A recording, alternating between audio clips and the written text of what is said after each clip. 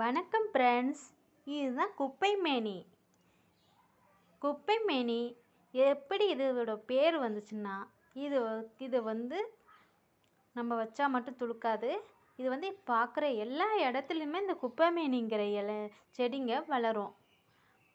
அதுக்காக தான் இதை குப்பைமேனின்னு சொல்கிறாங்க.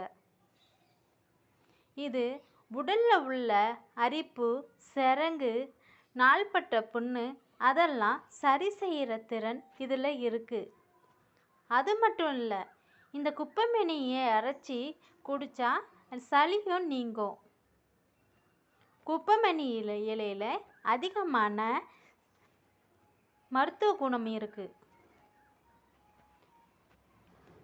இந்த குப்பைமேனியை எப்படி உடலில் தடவணுன்னா, உப்பு, மஞ்சள் இந்த இலையை சேர்த்து நல்லா மைய அரைத்து உடலில் உள்ள எல்லா இடங்களிலுமே தடவி 5 நிமிஷம் கழித்து குளித்தா உடலில் உள்ள நோயெல்லாம் நீங்கும்.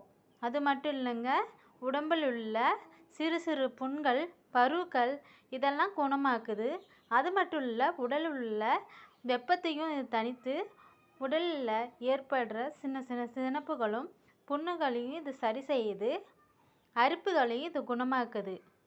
இதை சளிக்கும் இந்த தாவரத்தை நல்ல மருந்தாக உபயோகிக்கிறாங்க. இந்த குப்பைமேனி இலை எல்லா இடத்துலையுமே காணப்படும்.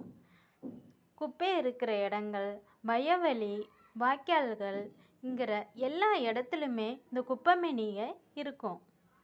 சில பேர் இந்த மருத்துவ குணத்தை தெரியாதவங்க இது சாதாரண இலைன்னு நினச்சிடுவாங்க. இதை பயன்படுத்தினவங்களுக்கு மட்டும்தான் தெரியும் இதனுடைய பயன்கள் என்னன்னு. அது மட்டும் இல்லைங்க, நாள்பட்ட சளியாக இருந்தாலும் சரி, இருமலாக இருந்தாலும் சரி, நொடியில் சரி செய்ய இந்த குப்பைமேனி இலை ரொம்பவும் முக்கியமான பயனுள்ளதாக இது மருத்துவ குணங்கள் இதில் அடங்கி உள்ளது.